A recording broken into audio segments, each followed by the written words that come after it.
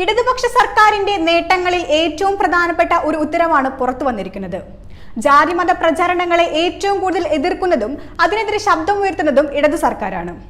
വർഷങ്ങൾക്ക് മുൻപ് ജാതി വിവേചനത്തിനെതിരെയെല്ലാം സമരങ്ങൾ നടന്നിട്ടുണ്ട്. എന്നാൽ പിന്നോക്ക വിഭാഗങ്ങളെ അടിച്ചാക്ഷേപിക്കുന്നത് ഈ പതിറ്റാണ്ട് കാലത്തും കുറഞ്ഞിട്ടില്ല. പതിറ്റാണ്ടുകൾ മുൻപുള്ള സന്ദർഭങ്ങളല്ല ഇപ്പോഴെങ്കിലും ജാതി വിവേചനം ഇപ്പോഴും തുടരുന്നുണ്ട്. പ്രത്യക്ഷമായി ഇല്ലെങ്കിൽ കൂടി പരോക്ഷമായി വിവേചനമുണ്ട്. അത് ചിലപ്പോൾ ഒരു വാക്കാവാം, അതല്ലെങ്കിൽ ഒരു പ്രവൃത്തിയാകാം. അങ്ങനെ ജനങ്ങളെ മാറ്റി നിർത്തുന്ന തരത്തിലുള്ള ഒരു വാക്കാണ് ഇന്ന് സമൂഹത്തിൽ പ്രശ്നങ്ങൾ സൃഷ്ടിക്കുന്നത്. ആ ഒരു വാക്കിനെ എടുത്തു കളഞ്ഞിരിക്കുകയാണ് ഇടതുപക്ഷ സർക്കാർ.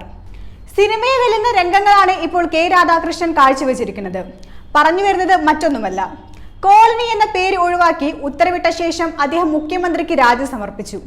മന്ത്രിസ്ഥാനം ഒഴിയുന്നതിന് മുൻപ് തന്നെ ഏറ്റവും വലിയ ഒരു ജാതി വിവേചനത്തെ ഇല്ലാതാക്കിയിരിക്കുകയാണ് അദ്ദേഹം.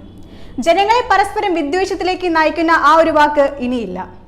സമൂഹ മാധ്യമങ്ങളിൽ പോലും കോളനി എന്ന വാക്ക് ഉപയോഗിച്ചുകൊണ്ട് വീഡിയോകൾ ചെയ്യുന്നതും ആക്ഷേപിക്കുന്നതും കാണാവുന്നതാണ്. ഒരു സമൂഹത്തെ മുഴുവനായും അടിച്ചാക്ഷേപിക്കുന്ന പ്രവണതയാണ് കണ്ടുവരുന്നത്. ഇതിനെതിരെ ശക്തമായ നിലപാടാണ് സർക്കാർ ഇപ്പോൾ സ്വീകരിച്ചിരിക്കുന്നത്. ഒരു വിഭാഗത്തിനെയും ഒരു മനുഷ്യനെയും ഇത്തരം ഒരു വാക്കുകൊണ്ട് ആക്ഷേപിക്കരുത്. ഇനി അങ്ങനെ ആക്ഷേപിക്കാനും സാധിക്കുകയില്ല. പട്ടിക വിഭാഗക്കാർ കൂടുതലായി താമസിക്കുന്ന മേഖലകളെ കോളനി, സങ്കേതം, ഊര് എന്നീ പേരുകളിലാണ് അഭിസംബോധന ചെയ്യുന്നത്. എന്നാൽ ഇത്തരം പേരുകൾ ഉപയോഗിക്കുന്നത് ജനങ്ങൾക്കിടയിൽ അവമതിപ്പുണ്ടാക്കുകയും ഒരു വിഭാഗത്തെ മാറ്റി നിർത്തുകയും ആക്ഷേപിക്കുന്നതിനും തുല്യമാണ്. അതിനാൽ തന്നെ ഈ പേരുകൾക്ക് പകരം നഗർ, ഉന്നതി, പ്രകൃതി എന്നീ പേരുകളിൽ മാത്രമേ അഭിസംബോധന ചെയ്യാവൂ. ഓരോ സ്ഥലത്തും പ്രാദേശികമായി താരതമ്യമുള്ള പേരുകൾ തെരഞ്ഞെടുക്കാവുന്നതാണെന്നും ഉത്തരവിൽ പറയുന്നുണ്ട്. അതുപോലെ തന്നെ ഇത്തരം പ്രദേശങ്ങളിൽ വ്യക്തികളുടെ പേരുകൾ നൽകുന്നത് തർക്കത്തിലേക്ക് നയിക്കുന്നുണ്ട്. അതിനാൽ തന്നെ അത്തരം പേരുകൾ ഒഴിവാക്കണമെന്നും ഉത്തരവിൽ കൃത്യമായി പറയുന്നു.